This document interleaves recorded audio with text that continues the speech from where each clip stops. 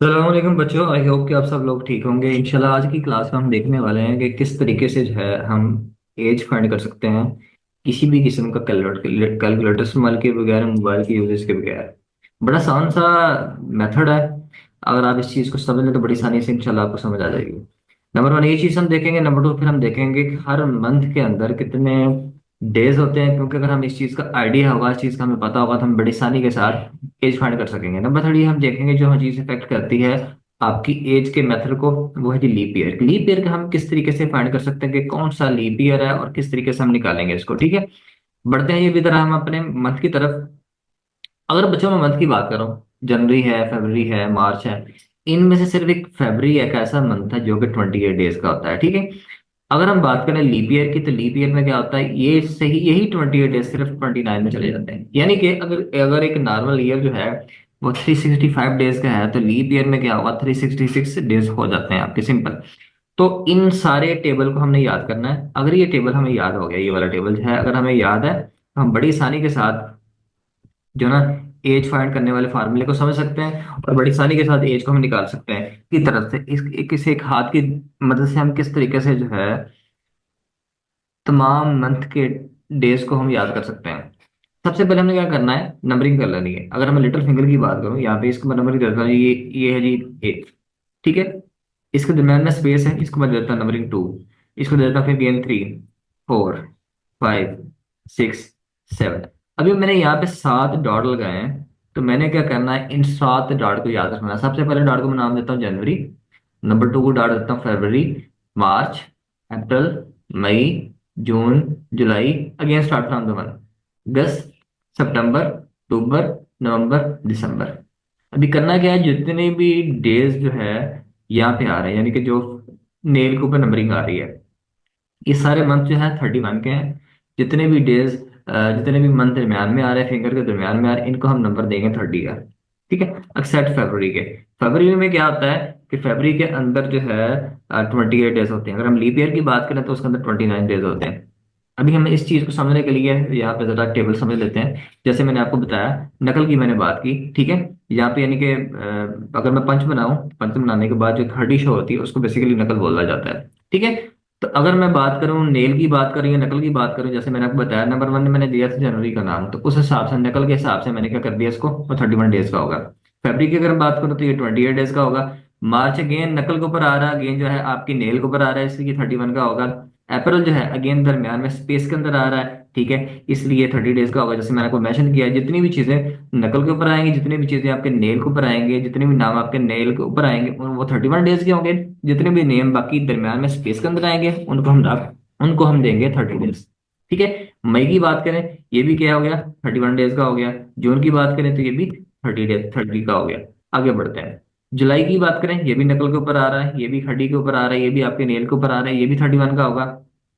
क्योंकि अगस्त दोबारा फिर क्या हुआ था, अगेन नकल के ऊपर आ रहा है, क्योंकि हमने नंबरिंग दोबारा अगस्त से दोबारा स्टार्ट करनी थी, इसलिए ये भी 31 डेज का होगा। सितंबर अगेन 30 का होगा, अक्टूबर 31 का होगा, नवंबर 30 का होगा, and December again then again 31 days का हो जाएगा इस तरीके से। आई होप कि आपकी चीज की समझ आ गई होगी कि हम किस तरीके से बड़ी आसानी के साथ डेज को मेजर कर सकते हैं अपने लेफ्ट हैंड के इस्तेमाल से, या राइट हैंड का भी इस्तेमाल कर सकते हैं। मैंने लेफ्ट हैंड का इस्तेमाल किया था, नकल का इस्तेमाल किया था, तो इस तरीके से हम इसको समझ सकते हैं। अच्छा, मैंने यहाँ पे एक वर्ड यूज किया नकल का। तो अगर नकल की हम बात करें, नकल क्या होता है, यानी कि ये देखें, हमारी ये जो पंच बनाने पे हमारी हड्डी बनती है, इसको हम बोलते हैं नकल। यानी कि इसको अगर हम बात करूं, जनवरी, दरम्यान में स्पेस फरवरी, अगेन नकल, मार्च, स्पेस अप्रैल, मई, स्पेस जून, अगेन नकल, जुलाई, अगेन स्टार्ट फ्रॉम अगस्त, सितंबर, अक्टूबर, नवंबर, दिसंबर। ठीक है, इस तरीके से आपने इसको याद रखना है। ठीक है जी, आई होप कि आपको इस चीज की भी समझ आ गई होगी। अभी हम आगे बढ़ते हैं, जो हमने जो एज समझनी है। सबसे पहले मैंने यहाँ पे एग्जाम्पल दी है आपको कि अगर मैं किसी चीज की फाइंड करना चाहता हूँ, तो सबसे पहले क्या मेजर करूंगा कि आज की करंट डेट क्या है। जैसे कि आज की करंट डेट है 15 मार्च 2025, मैं इस चीज को लिख लूंगा। फिर बाद में मुझे पता चलता है कि बच्चे की बर्थ है 14 अगस्त 1947 की। या हम पाकिस्तान की देख लेते हैं कि पाकिस्तान कब बना, 14 अगस्त 1947 को बना। मैंने इस तरह लिख लिया, देखें, डे के नीचे डेट आ जाएगा, मंथ के नीचे मंथ आएगा, और ईयर के नीचे ईयर आ जाएगा। अभी अगर 2025 में से मैं निकालता हूँ जी 1947 को, ठीक है, तो मेरे पास बनता है 78। इसको जरा आप लोगों ने याद रखना है, ठीक है। 78 आ गया। अच्छा, ठीक है, इसको आप लोगों ने मेमोराइज कर लेना है। अच्छा, आगे है जी 3 - 8, यानी कि हम ऊपर वाली वैल्यू से हमने दूसरी वैल्यू को निकाला। अभी 3 - जब 8 करता हूँ तो मेरा आंसर आ रहा है -5। जब भी आपका आंसर -5 आएगा तो आप लोगों ने क्या करना है, पिछले से एक माइनस कर देना। यानी कि मेरा यहाँ पे 78 था, मैं 78 में से माइनस कर दूंगा तो मेरा 77 बन जाएगा यहाँ पे, जैसे मैंने यहाँ पे लिख दिया। ठीक है।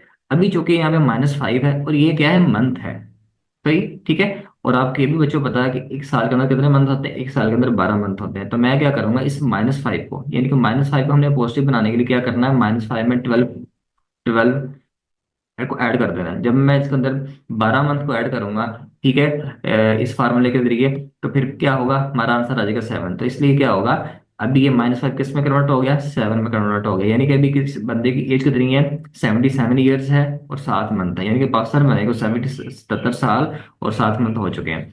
अभी आगे पीछे रह गया 15 - 14, यानी कि 15 - 14 हम करेंगे तो 1 डे है, बन जाएगा। इस तरीके से हमारी एग्जैक्ट एज आ जाएगी कि पाकिस्तान बने तकरीबन 77 ईयर्स, 7 मंथ और 1 साल 1 डे हो चुका है। ये थी जी पहली एग्जांपल। आई होप कि आपकी इससे थोड़ी सी आपकी अंडरस्टैंडिंग बन गई होगी। अभी हम बढ़ते हैं अगली एग्जांपल की तरफ। उससे वहां से हम अगेन जो है ना मजीद इसको समझने की कोशिश करते हैं। अच्छा जी, आगे मैंने फिर अगेन करंट एज लिख ली है। करंट एज क्या है हमारी, हमारा करंट डे क्या है, 15 मार्च 2025। और मैंने डे यहाँ पे डेट यहाँ पे लिख दी है, डेट ऑफ बर्थ किसी बच्चे की, जो कि है 19 अक्टूबर 1997। फिर मैं क्या करूंगा, 2025 में से 1997 को मैं निकालूंगा तो मेरी यहाँ पे एज बन जाएगी 28 ईयर्स। ठीक है। आगे है जी 3 - 10। जब मैं 3 - 10 करूंगा तो मेरी वैल्यू अगेन माइनस में आ रही है। तो इस माइनस को पॉजिटिव बनाने के लिए मैं क्या करूंगा, इसके अंदर 12 ऐड करूंगा, जैसे भी मैंने यहाँ पे किया। जब मैंने 12 ऐड किया ना तो मेरा पीछे रह गया 5। इसका मतलब क्या हुआ कि जब 5 तो यहाँ पे आ गया, लेकिन मैंने आपको पहले बताया था जब भी मेरा आंसर ऊपर नीचे इस तरह माइनस में आएगा तो मैं क्या करूंगा, पिछली वाली वैल्यू से एक माइनस करूंगा। अभी मैंने 20 इसमें से एक माइनस करता तो मेरा आंसर आ जाएगा 27। आई होप कि आप इसी की अंडरस्टैंडिंग बन गई होगी। 27 आ गया। और मुझे ये भी बन गया कि मैंने 12 ऐड किया था तो वो मेरा 5 भी बन गया। ठीक है, अभी 27 ईयर्स और 5 मंथ मैंने क्लियर कर लिए हैं। ठीक है, आगे बढ़ते हैं। आगे जी 15 - 19, क्योंकि 15 में से माइनस निकाल रहे हैं तो ये अगेन -4 बन रहा है। ठीक है, तो -4 को अगेन पॉजिटिव करने के लिए हम क्या करेंगे, -4 के अंदर, ये देखिए मैंने याद किया भी है, -4 के अंदर हम 28 ऐड करेंगे। 28 हमने इसलिए ऐड किया क्योंकि मार्च का महीना जो है ना, अगर हम नकल पोर्शन की याद करें, जनवरी, फरवरी, मार्च, मार्च का महीना जो है ना 31 डेज का होता है, लेकिन फरवरी जो है ना, फरवरी आपका 28 डेज का होता है। ठीक है, यानी कि आपने ये याद रखना है, ये जो मंथ ऊपर होगा ना, जो करंट चल रहा होगा, उससे पिछले महीने के मंथ के जो डेज होंगे उसको हम ऐड करेंगे डेज के अंदर, यानी कि इसके अंदर हम ऐड करेंगे। तो हम क्या करेंगे, -4 + 28 जब करेंगे तो मेरा आंसर आ जाएगा 24। ठीक है, इससे क्या पता लगा कि एक बच्चे की एज जो पैदा हुआ था 19 अक्टूबर 1997 को, तो उसकी एज कितनी होगी, उसकी एज होगी 27 years 4 month and 24 days. I hope कि आप इसकी एग्जाम्पल की समझ आ गई होगी। ठीक है, दोबारा थोड़ा सा जरा इसको एक्सप्लेन करता हूँ ताकि आपको दोबारा समझ आ जाए। मैंने अगेन क्या करना है, अगेन करंट एज मैंने लिखी, करंट डेट मैंने लिख दी, उसके बाद मैंने एक बच्चे की बर्थ डेट लिख दी 19/10/1997। तो मैं क्या करूंगा, सबसे पहले 2025 में से 1997 को मैं माइनस करूंगा, यानी कि ऊपर वाली वैल्यू से हम दूसरी वाली वैल्यू को माइनस करेंगे। जब मैंने माइनस किया तो मेरा आंसर आ गया 28 ईयर्स। ठीक है, ये चीज फाइनल होगी। आगे हाँ जी 3 - 10। जब मैंने 3 - 10 किया तो मेरा आंसर आ गया -7। ठीक है, जब भी मेरा आंसर माइनस में आएगा तो मैं क्या करूंगा, पिछली वाली वैल्यू में जहाँ से एक एक एक माइनस कर दूंगा। तो मैंने क्या किया, 28 - 1 किया तो मेरा आंसर आ गया 27। क्लियर हो गया। अच्छा, अभी चूंकि यहाँ पे -7 है तो -7 को मैंने पॉजिटिव बनाने के लिए, सही करने के लिए मैंने क्या करना, -7 के अंदर 12 मंथ को ऐड कर देना। जब मैंने 12 मंथ को इसके अंदर ऐड करना है तो मेरा बच्चों आंसर आ जाना जी 5। इसका मतलब क्या हुआ, इस बच्चे की एज कितनी है, 27 ईयर्स और 5 जो है, इसकी है क्या है, इसकी मंथ एज हो चुकी है। ठीक है, आगे बढ़ते हैं। अभी आगे आगे आगे है जी अगेन 15 - 14, 15 - 19, अगेन माइनस में आंसर आ रहा है। क्योंकि माइनस में आंसर आ रहा है, मैं आपको पहले भी बताया, जैसे ही हमारा माइनस में आंसर आएगा हम क्या करेंगे, पिछली वैल्यू में से जाके माइनस कर देंगे। क्योंकि मैंने यहाँ पे निकाले थे 5 मंथ, 5 - 1 करेंगे तो अगेन मेरा आंसर आ जाएगा यहाँ पे 4। ठीक है, इससे क्या पता लगा, इस बच्चे की एज कितनी हो चुकी है, 27 ईयर्स और 4 मंथ हो चुकी है। अभी हमने अगेन माइनस करना है, अगेन सेट करना है डेज को। तो हम जब मैंने माइनस किया 15 माइनस 19 मैंने किया, तो मेरा आंसर आया -4। अगेन वैसे मैंने -4 को पॉजिटिव बनाने के लिए क्या करना है, मैंने इस मंथ को याद रखना जो करंट मंथ चल रहा होगा। क्योंकि अभी मंथ चल रहा है 3 मार्च। हमने जो भी मंथ चल रहा होगा, अगर वो अप्रैल है, मार्च है, जो भी मंथ है, उसके उस मंथ से पिछले मंथ के डेज को इसके अंदर हम ऐड कर देंगे। जैसे कि मैंने क्या किया, चूंकि मार्च का महीना था, मार्च के महीने में होते 31 डेज, लेकिन इससे पिछले मंथ की मैंने बात करनी थी, वो था फरवरी। तो फरवरी के डेज को मैं इसके अंदर ऐड कर दूंगा, यानी कि -4 + 28 में करूंगा तो मेरा आंसर आ जाएगा 24। इसका मतलब क्या हुआ, इस बच्चे की कितनी है जी, कितने डेज हो चुकी है, इस बच्चे की 24 डेज हो चुकी है, यानी कि 27 ईयर्स 4 मंथ और 24 डेज का ये बच्चा हो चुका है। आई होप कि आप इसकी एग्जाम्पल की समझ आ गई हो। अगली एग्जाम्पल की तरफ बढ़ते हैं।